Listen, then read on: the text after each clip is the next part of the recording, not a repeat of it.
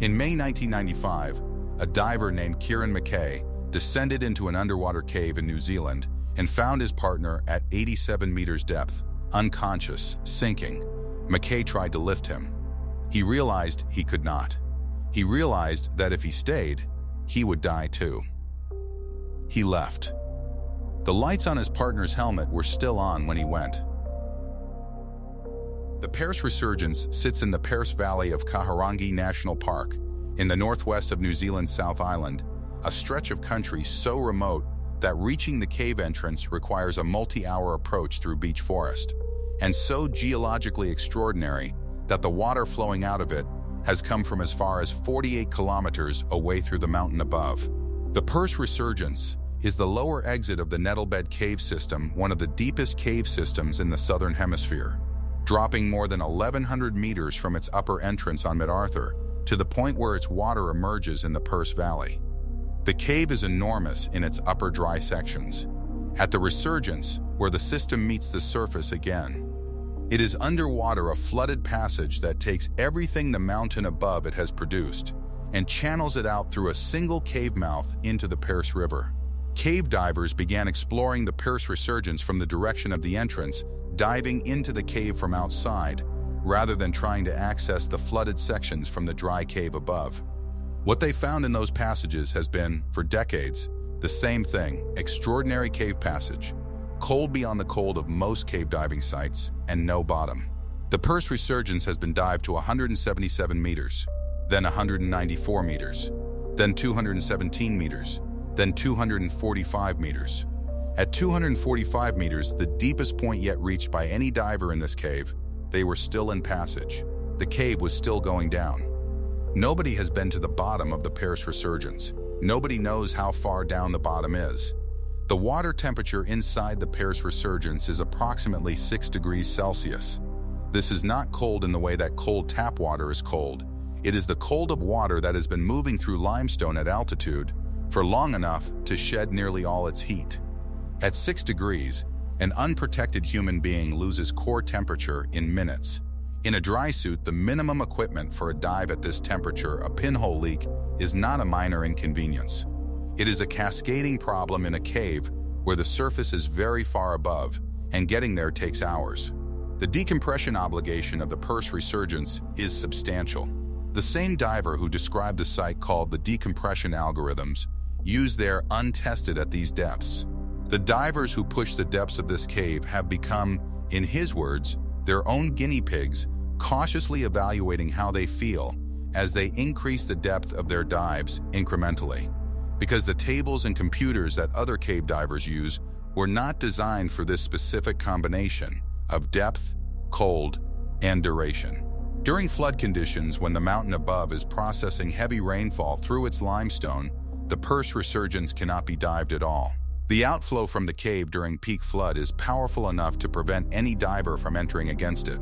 The cave has its own schedule, and its schedule does not accommodate exploration when the mountain above it is wet.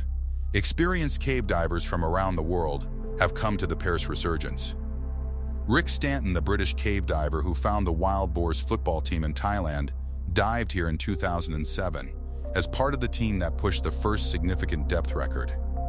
Richard Harris, the Australian anesthesiologist who sedated the Thai boys and carried them through flooded passages, has dived here. The Pearse Resurgence is the kind of place that draws the very best cave divers on Earth, because the very best cave divers on Earth are drawn to the places that have not yet given up their answer. The Pearse Resurgence has not given up its answer. It has given up other things. In May 1995, a diver named Dave Weaver and his partner Kieran McKay descended into the Pearse Resurgence. Weaver was an experienced cave diver, the kind of person who came to a cave like the Pearse, not as a tourist or a thrill seeker, but as someone with the skills and the preparation to operate in a place that most divers would never enter. He and McKay had come to push the cave together, moving through the passage and the cold and the depth, with the practiced familiarity of partners who understood what the site required. At approximately 87 meters depth, Dave Weaver passed out, the specific cause of loss of consciousness during a cave dive at depth at 6 degrees Celsius.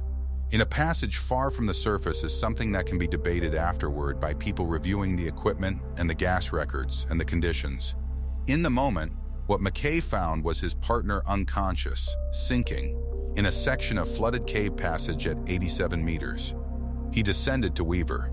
He tried to lift him. The physics of 87 meters, the depth, the cold, the pressure, the gas margins that the dive required for McKay's own safe return made it impossible. McKay was not equipped for a body recovery at that depth, in those conditions, with his gas supply. Going further down with Weaver, or attempting to carry him toward the surface from 87 meters, would have converted the situation from 1 death to 2. McKay made the decision that the situation required. He left. He later described what he saw as he turned to go, the lights on Dave Weaver's helmet, still powered, still beaming into the dark water of the Pearse Resurgence at 87 meters depth. Kieran McKay went to the surface alone. The story of Dave Weaver's death at the Pearse Resurgence was later told by McKay to a National Geographic television production called Expeditions to the Edge. The specific detail he gave the helmet lights still on when he left is the kind of detail that becomes permanent, the kind that doesn't diminish in the telling. Dave Weaver's body was not retrieved from the Pearse Resurgence. The depth and the conditions that made a recovery impossible for McKay in 1995 did not become less so. The cave that holds him has been dived many times since, by teams pushing greater and greater depths, and the passage that Weaver rests in is below and beyond what most of those dives target. The Pearse Resurgence kept Dave Weaver the way caves keep what falls to the bottom of them completely. In the cold, in the dark, at a depth where the light from the surface has long since stopped being relevant. The exploration of the cave continued. A decade after Weaver's death, the international team that included Rick Stanton pushed the known depth to 177 meters. Then further again. The cave has resisted every attempt to find its bottom, each successive expedition returning with a greater depth reached and the same answer, more passage below. At 245 meters, in 2 separate tunnels, the cave is still going. One writer described the decompression times required by the deepest Pearse dives as pushing the limits of human physiology. The divers who go there use equipment that is substantially modified from standard configurations, home-built in some cases, adapted specifically for the combination of cold and depth and duration that the cave demands. They go because the bottom is there. Somewhere, the water has to come from somewhere. The physics of the cave system require that the flooded passage connects to something, bottoms out at something, has an answer somewhere below the deepest point any person has reached. Nobody knows what that answer is. Dave Weaver's helmet lights are not still on. At whatever depth he rests in the Pearse Resurgence, 30 years of time have resolved that. But the image that Kieran McKay described the light in the dark at 87 meters as he turned to go is the image the cave left with the only person who came back from it that day. It has not been resolved either.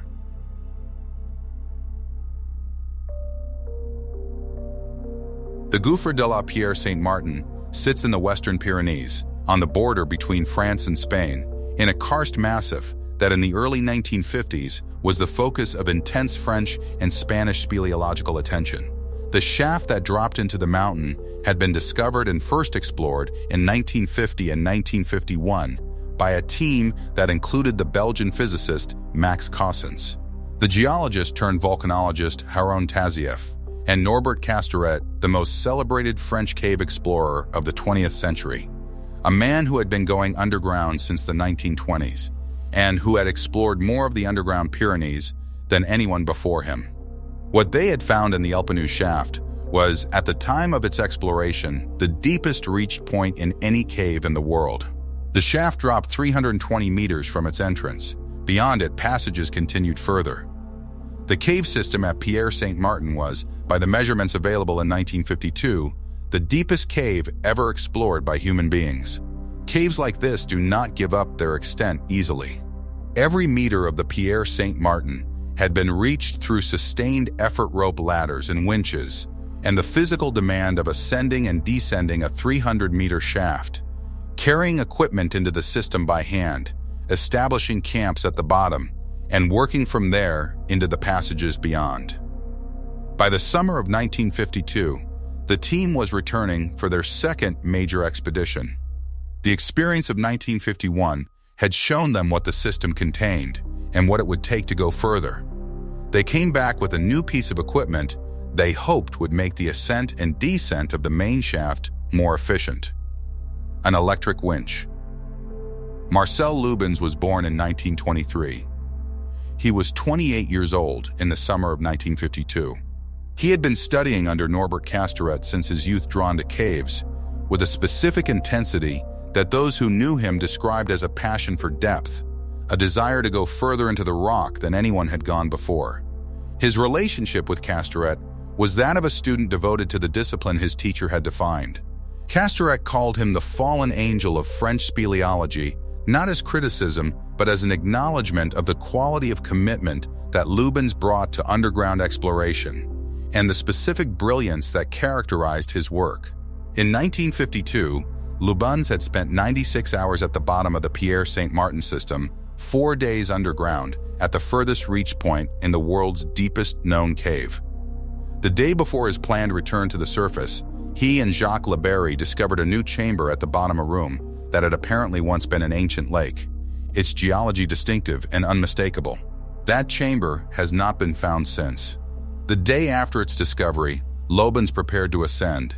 The electric winch was new. It had been installed to make the 300-meter ascent and descent faster and safer than the rope ladder method.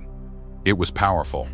It was, by the standards of 1952 expedition equipment, a significant improvement. Marcel Loubens was going to be the first person to use it for the ascent. He clipped himself onto the wire cable, backed over the edge of the chasm, and called out to Norbert Castoret standing at the surface, watching him go. Au revoir, papa. He disappeared into the darkness of the shaft. During the ascent, a cable clamp on the winch failed. The clamp, a single bolt, a single point of mechanical connection between the wire and the hauling system, was not what it should have been. Marcel Loubens fell 15 meters inside the shaft before the wire arrested him. The fall fractured his skull. It fractured his spine. His companions at the bottom of the cave, Tazif, Labarre, and others, reached him as quickly as the passage allowed. He was alive. He was in a coma that deepened over the hours that followed, as the injuries to his brain progressed beyond what the human body can sustain without the interventions that a hospital 400 meters below in the Western Pyrenees could not provide. The team at the surface attempted to reach him. The winch was compromised. Getting another rescue system rigged into a 300-meter shaft took time that the situation was running out of. A priest held Mass at the entrance. For 36 hours, Marcel Loubens remained at the bottom of the deepest cave in the world, in a coma, surrounded by his companions, while the surface did what surfaces can do, and the cave did what it had always done. On August 13, 1952, at 10:15 in the evening, Marcel Loubens died. He was 28 years old. The cave was too deep, and the systems for getting a body from its bottom to its entrance too limited for an immediate retrieval. The team made the decision that the situation required the same calculation, in a different place, in a different era, with the same outcome. He would stay. They buried Marcel Loubens where he lay, at the bottom of the world's deepest cave, 400 meters below the Pyrenean surface. Jacques Labarre, who had been with Loubens on the discovery of the ancient lake chamber the day before, took a chisel and carved his epitaph into the rock beside the grave. Before the team ascended to the surface, they made a promise to each other, and to the man they were leaving, that they would come back, that they would bring him home, that they would see to it that Marcel Loubens received a Christian burial, in the ground above the surface, in the company of his family. They made this promise at a graveside 400 meters underground, in a cave, in the dark. And then they climbed out. 2 years passed. In 1953, a separate expedition, not a retrieval, but an exploration, entered the Pierre Saint-Martin system and pushed further than any previous team. They discovered a chamber so large that it redefined what people understood an underground room to be. The Salle de la Verna, 255 meters wide, 245 meters long, 194 meters high. At the time of its discovery, it was the largest known underground chamber in the world, a space so vast that a standard hot air balloon was later flown inside it. This discovery was made in the cave that held Marcel Loubens, the greatest underground chamber ever found, in the cave where a 28-year-old lay buried. On August 15, 1954, the remains of Marcel Loubens were brought to the surface of the Gouffre de la Pierre Saint-Martin.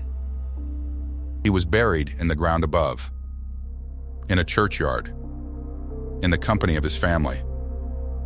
The promise made at 400 meters was kept. A plaque commemorates him at the bottom of the shaft.